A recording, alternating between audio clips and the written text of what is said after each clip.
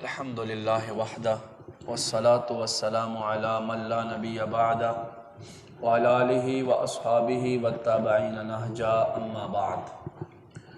फ़अऊज़ु बिल्लाहि मिनश शैतानिर रजीम बिस्मिल्लाहिर रहमानिर रहीम लक़द क़ाल अल्लाहु तबारक व तआला फ़िल क़ुरानिल मजीद वल फ़ुरक़ानिल हमीद ला उक़सिमु बिहाज़ल बलद व अन्त हिल्लुम बिहाज़ल बलद वक़ाल तआला फ़ी मक़ामिल आख़र वक़ाल तआला फ़ी मक़ामिल आख़र इन्नल्लाह व मलाइकतहु युसल्लूना अलन नबी या अय्युहल्लज़ीना आमनू सल्लु अलैहि व सल्लिमू तस्लीमा। दुरूद शरीफ मिन मुहम्मद सल्लल्लाहु अल्लाहुम्मा सल्लि अला सय्यिदिना व मौलाना व मलजाना व मावाना मुहम्मद रसूल रब्बिल आलमीन सलातन व सलामन अलैका या सय्यदी या रसूलल्लाह व अला आलिका व अस्हाबिका व अज़वाजिका व इतरतिका या खातमन नबिय्यीन। गिरामी क़दर अज़ीमुल मर्तबत लोई शान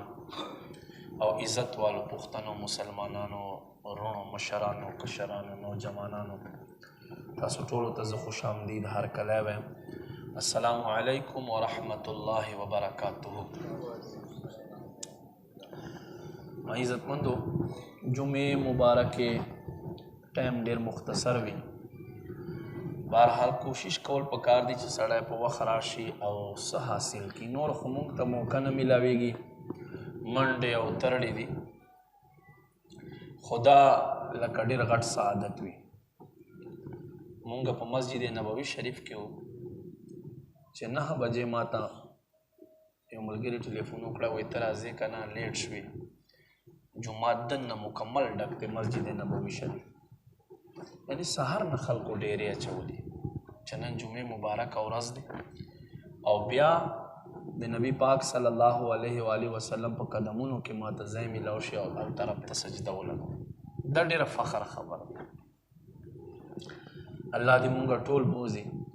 कल हम छलाड़ शे कोशिश कवे नबी पाक सल्लल्लाहु अलैहि वसल्लम खपो तरफ तो उधरे गए नगे के यो आजज़ी वी आजज़ी पदावी ची यो तरफ तखपल रब्ता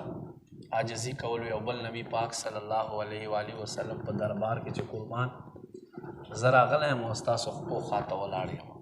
न देखी यो बल ख्वांदा लज़्ज़त। बहरहाल कोशिश कौल पकार दी चे सड़े वक्ती राशि और स हासिल की चूँकि शाबान शरीफ म्याश्ते और नन लसम शाबानुल मुअज़्ज़म दे शब बारात चोर तवै लेकेगी शाबान पिंज लसम शपा अगे मुतल्लिक पर हम खबरें को योसो खबरें बद मक्के मुकर्रमे और मदीने मुनव्वरे को कुरान के अल्लाह फरमाई ला उक़सिमु बिहाज़ल बलद फरमाई मा दे ज़रूर कसम ए महबूब अलैहिस्सलाम पदे मक्के खार बांधे पखारून या रब कसमुन वले खुरे फरमाई ज़के खुरमा व अन्त हिल्लुम बिहाज़ल बलद ए महबूब अलैहिस्सलाम पदे खार के तो ओसेगी मा दे मक्के पखार कसम वी कसम पदे वजह खुरमा अल्लाह फरमाई च तब के ओसे ए महबूब अलैहिस्सलाम नो दलता खुमुंगा तज़किरे औरो खुकल च सड़ाए पखपल लाड़शी अलता उविनी उगोरी नो आब्या ढेर ख्वान वी और ब्या अल्लाह रब करीम इंसान बाने दा इल्म यो नियामत कड़ाई वी ब्या वर्तवई सोने पे सुहागा ब्या ढेर ख्वान मुंग सरब मलगिरी वो अनपढ़ो दुनियावी तालीमुना खोयो खो इल्म खो नो नो योजी ता बलाड़ू मा बता पोस्ते उकलो मैल देजी ता उस्ता पतश्ता वहीना ब्या बागी पूरा तफसील मा होता बयान मक्के मुकर्रमा की चूँकि सोक यो ख्वापा तकीगी सोक बल ख्वापा तकीगी मुंगा जबले अबू कुबैस ख्वाता पा तकीदो आगा घर चिकम घर बांधे नबी पाक सल्लल्लाहु अलैहि वसल्लम स्पोगमई 2 टोटे कड़े हो और दा आगा घर दे चे तूफान नूह रागे चूँकि आखो पकुल दुनिया रागलो नो दा हजर अस्वद ता د ځای ورکړی و حجر اسود کاڼي ته د جبل ابو قبیس ځای ورکړی و او خپل ځان خواته پاته کړی و. دې په وجې سره امین د غره ته ویلی کېږي چې دا غر چې دی دا امانتداری ده. نو ما عزتمندو قدرمندو ډېر قدر وال سفر دی مونږ وکړو، الله دې تاسو نصیب کړي. او څه وخت چې کعبې ته ودرېږې هغې یو خپل رونق دی، یو خپل جلال دی، خپل یو خوند دی. د دنیا لذتونه د دنیا خوندونه بالکل بل طرف ته، خو کله چې الله کور ته انسان ودرېږي دا په خدای کور کې درته خبر کومه چې بیا انسان یو بل کیفیت دی. خپل ځان ته وګوره چې یا ربه زه ګنهګار خطاکار او د 15مې سړی د 15مې صدۍ یو ګنهګاره انسان او تا دې عظیم کور ته ودرولم. دا هغه کور چې په دې کور باندې ابراهیم خلیل الله سترګې لګېدلې، دا هغه کور چې په دې کور باندې جناب محمد رسول الله صلی الله علیه و وسلم سترګې لګېدلې. حجر اسود ته چې ودرېږي بوسا ورکول سنت دي، شونډې پږدول سنت دي، او بیا چې په دې وجې سره ورنږدې شي چې حجر اسود په دې وجې سره د ښکلوم چې نبي علیه السلام ښکل کړی. حضرت عمر رضی الله تعالی عنه به چې کله هم حجر اسود ته راغی نو حجر اسود خوا ته به ودرېد، وایي حجر اسود په دې وجې سره د ښکلوم چې ته نبي علیه السلام ښکل کړی. نو بیا دا یو بیل لذت وي، یو بیل خوند وي. او بیا ما عزتمندو قدرمندو چې مدینه منورې په طرف روان شي هغه بیا یو بیل بهترین سفر ده، یو بیل خوند کوي.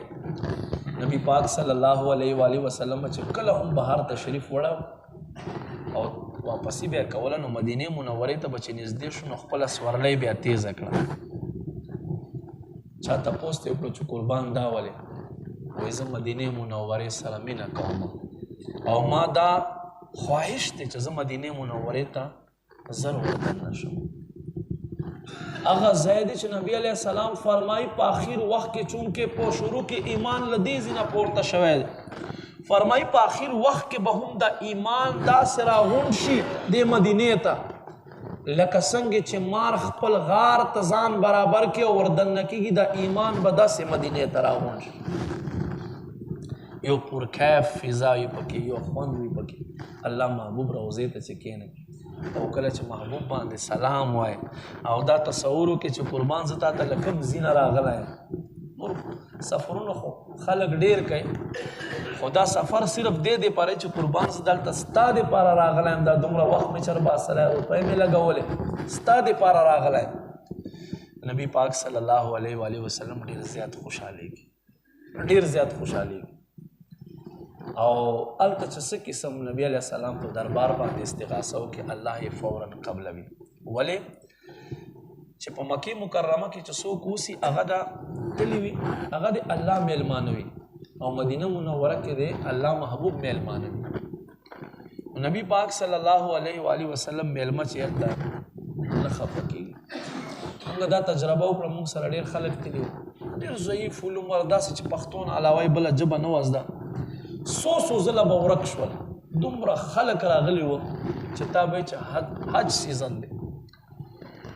خو بیا به هم داسې پیدا شول چې والله انسان ورته حیران شي. نو دا یو برکتو ځای دی، الله دې مونږ ټولو نصیب کړي، الله دې مونږ ټولو ته بار بار وښایي.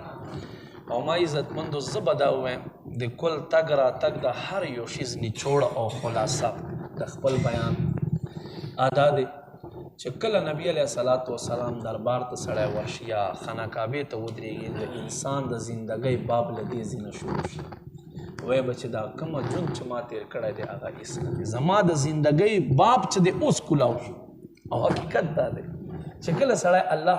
کور خواته ودرېږي، څه وخت چې الله محبوب خواته سړی ورشي او په خپلو سترګو باندې دا وویني بیا انسان وایي چې زما له زړه د آواز وکړي چې زما د زندګۍ باب چې دی هغه اوس کولاو شو. زه خو تر اوسه نه وم خبر. الله دې موږ ټولو نصیب وګرځوي. ما عزتمندو چونکې شعبان المعظم میاشت دی، دا په اسلامي میاشتو کې په 8 نمبر باندې میاشت دی، رمضان 9 نمبر دی، دا 8 نمبر دی. چونکې رمضان میاشت هم را نږدې شوي روجې هم را نږدې شوې نن 10 تاریخ ته یعنی 20 ورځو بعد به انشاءالله رمضان المبارک روجې مونږ نیسو انشاءالله. شعبان هغه میاشت دی چې نبی پاک صلی الله علیه و آله وسلم فرمای الرجب شهر الله، رجب د الله میاشت فرمای و شعبان شهری، شعبان شهری زما میاشت فرمای و رمضان شهر امتی، رمضان چې دی هغه بیا زما امت میاشت. علما فرمای چې په دې میاشت کتابونه لیکي، دې میاشت کې تاسو درود شریف ډیر وایي، درود شریف ډیر وایي. پرون می کتاب کې کتو الله رب کریم څه داسې فرشتے پیدا کړي دي چې د دوی کار په جنت کې صرف او صرف درود شریف ویل دي. او الله دوی دا فرشتے چې دي دا فرشتے الله د جنت په کینارو باندې د دوی ډیوټي لګولې ده. دوی درود شریف وای او د دوی درود شریف ویلو په برکت سره د جنت چې دی دا ورځ په ورځ وسیع کیږي، ورځ په ورځ کولاویږي درود شریف ویلو سره. چې څوک فرشتو الله ډیوټي په جنت کې لګولې ده چې هغه درود شریف وای او دوی درود شریف ویلو سره جنت وسیع کیږي. او چې تا ما وایو نو انشاءالله تا ما ته به جنت نصیب کیږي به انشاءالله. نبی پاک صلی الله علیه و آله وسلم باندې خو دومره فرشتے درود شریف وای، دومره فرشتے درود شریف وای. فرمایي 70,000 فرشتے سحر راشي ماخامه پورې په ما باندې درود وای، زما دې روزې نه تاویږي.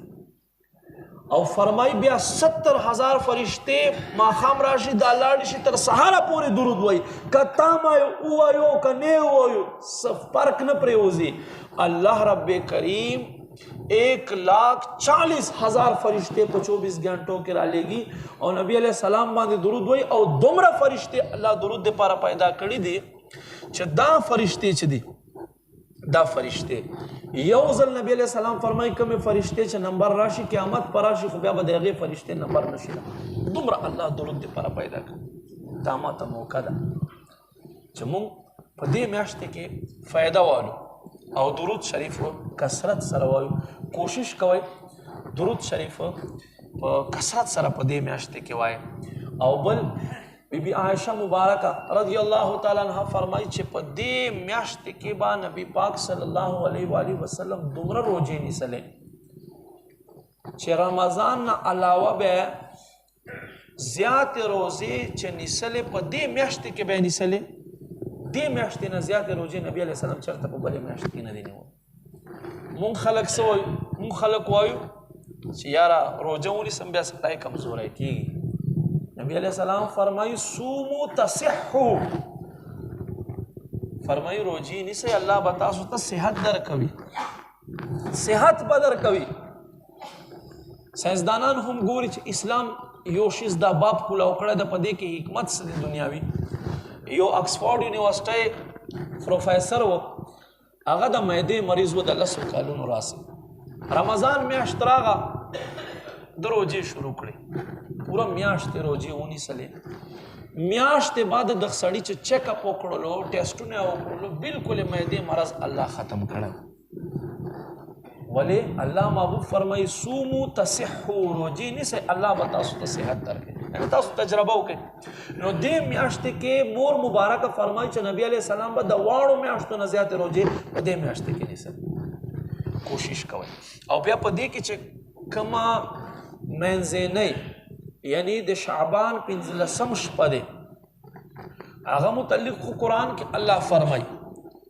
یفرق فیها کل امر حکیم،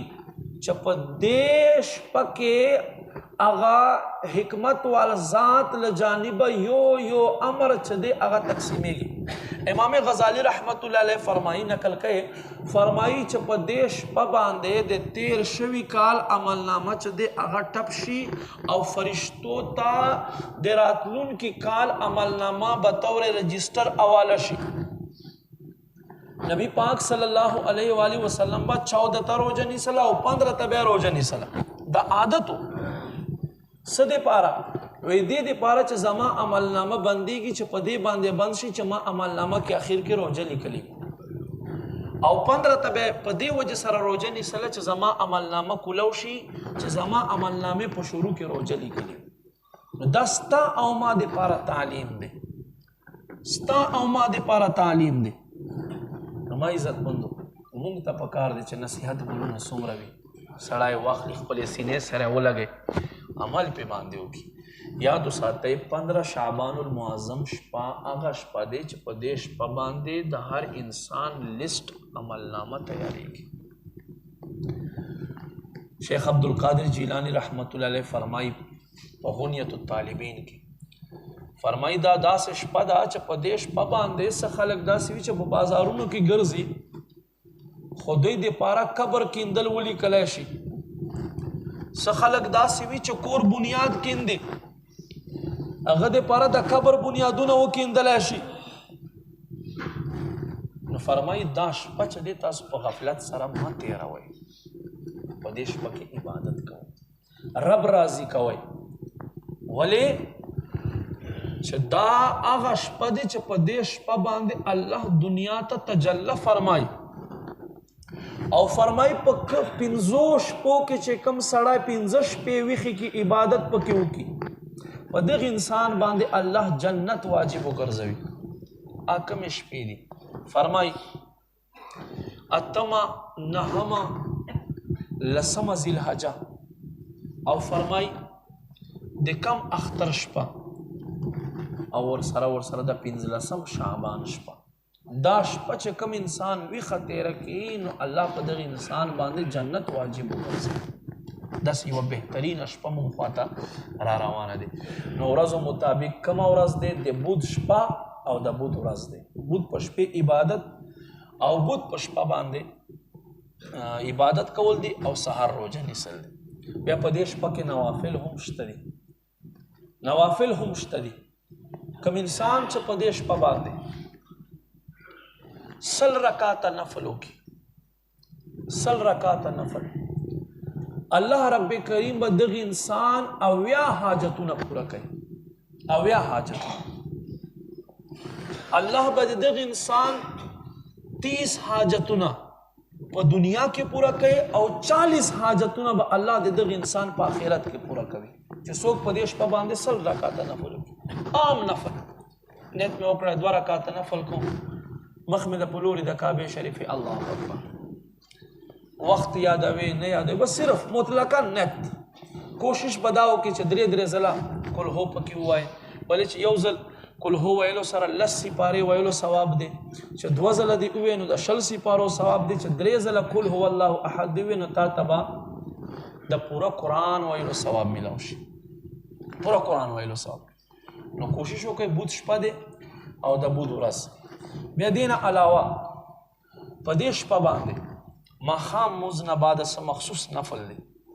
بزرګان دین نه نقل د 6 رکعاته نفل دی په توجه سره واورئ ماښام مونځ چې وکړې ماښام مونځ نه بعد 2 رکعاته نفل دا نیت په وکړې چې یا رب کریمه 2 رکعاته نفل درته کوم په دې حاضر سات لپاره دې دی چې ما ته لوی عمر د خیر نصیب کړي الله اکبر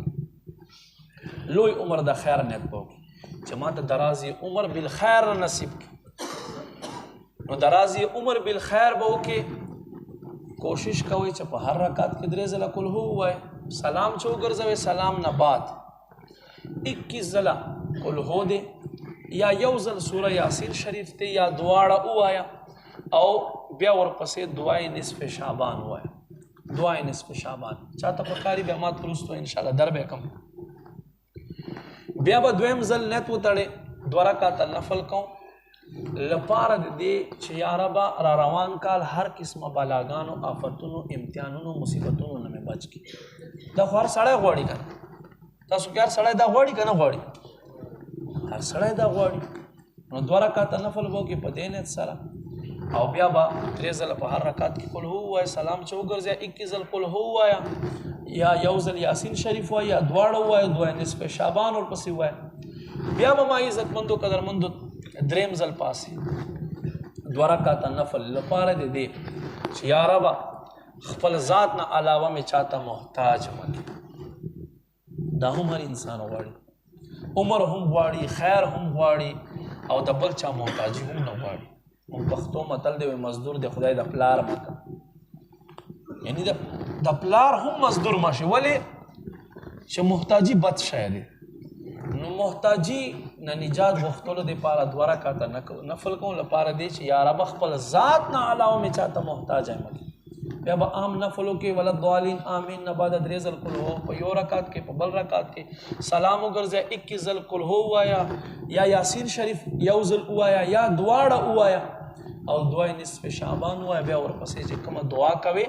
په دې دعا په دې شپه باندې بیا دا دعا وکړه. دا ماښام مثبت دی. نبی پاک صلی الله علیه و آله وسلم مور مبارک فرمای بی بی عائشہ صدیقہ رضی اللہ تعالی عنہا یو شپه ما خوا تشپوا خو ما پیدا نو کړو، ما سره نمبر زه پسې وګرځېدم په جنت البقیع شریف کې مې وکتلو چې الله محبوب ولاړ دی او سوای چې زه ولیدم ما ته وفرمایل ای عائشہ ته ما پسې ذکر راغی چنن ما تا خوا ته نمبر دی او تا زه پیدا نه کړم. وای نه قربان ما سره د تاسو فکر و مې چې زه دی وګورم. نبی پاک صلی الله علیه و آله وسلم ما ته فرمایل ای عائشہ نن داسې شپه ده چې په دې شپه کې الله رب کریم د بنی کلب قبیله د بیزو وخت برابر زما امت بے حساب الله جهنم نه وباسي او جنت ته. دا بنی کلب لفظ ځکه استعمال کړه چې دې قبیلې به بیزې ډېرې زیاتې ساتلې او هغه باندې به ویښته د نورو بیزو په مقابل زیات. نو نبی علیه السلام دې لجاته تشبیه ورکړله چې یعنی دومره الله رب کریم زما امت بخي. امتي څه کوي؟ امتي به چېرته هوټل کې ناستي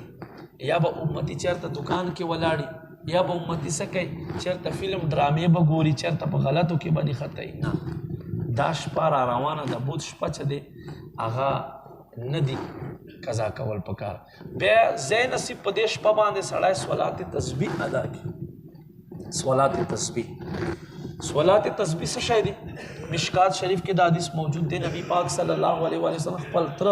حضرت عباس رضی الله تعالی عنہ ته فرمای ای زما تر ته دا نه غواړې چې زه تا ته ستر عطا کما، ته دا نه غواړې چې زه تا ته درکما، ته دا نه غواړې چې زه تا ته څه وبخمه. وی ولې نه غواړم؟ وی بس یو عمل دی که تا نه کیدی شي روزانه یې کوه، که روزانه نه وي جمعه په جمعه یې کوه، که جمعه په جمعه نه وي نو په میاشتې کې یو ځل کوه، او که په میاشتې کې نه وي نو په کال کې کوه، او که په کال کې نه وي نو په عمر کې خو خامخا یو ځل وکړه. بیا نبی پاک صلی الله علیه و آله وسلم صلات تسبیح طریقہ ورته وخایله. نیت کوم دواره 4 رکعاته نفل صلات تسبیح په دې حاضر وخت مخ مې د پلوري د کعبه شریف الله اکبر سبحانك اللهم چوه ولا اله غیرک پورې اعوذ بالله من الشیطان الرجیم بسم الله الرحمن الرحیم سبحان الله والحمد لله ولا اله الا الله والله اکبر. دا به پنځل زل وای. بیا به الحمد وای. هغه نه بعد به سورت وای. سورت نه بعد به اوس رکوع ته نه لزل به سبحان الله والحمد لله ولا اله الا الله والله اکبر وای. بیا به رکوع ته لاړ شي. رکوع کې به سبحان ربی العظیم وای. سبحان ربی العظیم نه بعد به بیا لزل سبحان الله والحمد لله ولا اله الا الله والله اکبر وای. چې رکوع نه راپورته شي سمع الله لمن حمد ربنا ولك الحمد نه بعد به بیا لزل سبحان الله والحمد لله ولا اله الا الله والله اکبر وای. سجدې ته لاړې. سجده کې سبحان ربی الاعلى دی وای 3 ځله یا 5 ځله یا 9 ځله. هغې نه بعد به بیا سبحان الله والحمد لله ولا اله الا الله والله اکبر 10 ځله وای. یوې سجدې نه بعد چې کښېنې دې ته جلسه وای. په دې کې به 10 ځله وای. بیا بلې سجدې ته راشي بلې سجده کې به 10 ځله وای. نو دا تا په یو رکعت کې 75 ځله 75 ځله 15 ځله تا ویل دي او دا ټوټل 300 تسبیحات برابر. ولو بالفرق په یو ځای کې تا 9 ځله ووې په بل ځای کې 11 ځله ووایه. کباحت نشته په باندې 8 ځله دی وې په بل ځای کې ته 12 ځله ووایه. خو په دې طریقې سره هر رکعت کې چې راپورته کېږي په شروع کې به 15 ځله وایه. دې نه بعد به هر رکعت کې ته 10 ځله وایه. په هر رکعت کې 75 ځله ټوټل برابرېږي او دا جمله چې دی 300 ځله برابرېږي. نبی پاک صلی الله علیه و آله وسلم ورته فرمای اے زما تر په دې سره به الله دې تا ګناهونه معاف کی او دا به الله رب کریم ستا حاجتونو د پاره کافی وګرځوي دا نفل چې ورته صلات تسبیح کوشش وکړئ دا هم په دې شپه باندې ادا کړئ ان شاء الله فیضان مدینه کې با ماخام موز نه بعد دا ماخام نفل ادا کیږي او بیا به ان شاء الله شپې دلته مون خدا روټین وی چې هر کال ته قبرستان کې په دې شپه باندې چونکې نبی علیہ السلام تعالی دې دل جاته مونږ هم زو هر په دې شپ 15 شعبان معظم په شپه باندې قبرستان کې مونږ دلته ختم کو الحمدلله مدین کې او دې ځل به هم وي او صلات تسبیح به هم ادا کیږي نو تاسو ته ټولو ته درخواست دی چې فیضان مدینه ته راشئ را روان بود په شپه باندې به ان شاء الله دا طریقې کار وي او ورځې به بیا روزه وي کوشش وکړئ ما عزتمندو نبی پاک صلی الله علیه و آله وسلم فرمایي په اخر زمانه کې به مرګونه ډېر زیات شي کنه تاسو لږ دا چا چې 50 کاله عمر د تپوس ته وکړي چې نن 90 کاله مخکې څنګه و 10 کاله څنګه و چېرته په میاشتې کې به یا په 15 دن کې به کلي کې مړی کېدو اوس وګوره داسې ورځ نه وي چې مړی نه کېږي دقسې خبره دی که ښه بیا فرمایي چې نوجوان به ډېر زیات مري نوجوان به ډېر زیات مري تاسو وګورئ چا اکسیډنټ کړی اوس ما سره یو کس را روانو ساتال ته په ساتال کې زما یو وراره دی هغه چېرته واوره کې واوره پرې راغلی او کس خو بهرحال کم عمر و ځوان و حق رسېدلی دی الله دې د جنت نصیب کړي نو ما عزتمندو نوجوان فرمایي چې زیات په مري او فرمایي الله دې نه کړي چې ناګهاني فجاعتن عربي کې دې ته وایي فجاعتن ناګهاني اچانک مرګونه به په آخر زمانه کې زیات شي اچانک مرګونه روان به یکدم چې ګورې یا د سروال رګ وشلېږي یا وایي هډ اټیک ورته وشو یا وایي وینو الټي یې وکړله بس چې ورګورې سړی بیا په حق رسېدلی بهرحال ایک دن مرنا ہے آخر موت ہے کر لے جو کرنا ہے آخر موت ہے مرګ حق ته مرګ نه څوک چې دی چېرته تېښته نشي کولی تښتېدی نشي خو په کار دی چې سړی څه ناسم عمل خو کې دوباره راتګ خو نشته دی رحمان بابا فرمایي دوباره دی راتلل نشته په دنیا نن دی وار دی که دروغ کړې که رښتیا نو انسان هر څه کوي دی الله یوه ورځ یې ښودې دا فرشتې هر څه لیکي ما عزتونه هر څه لیکي زمونږ هر څه لیکي که ته رښتیا وایې که ته دروغ وایې ټیک ته په ظاهر به ته ښه یې باطن به دې ښه نه یي خو فرشتې دی هر څه لیکي او بیا به رحمان تر مخه ودرېږي الله فرمایي بیا به تاسو نه زه یو نه تپوس کوم یو انسان نه به تپوس کېږي نو ما عزتمندو قدرمندو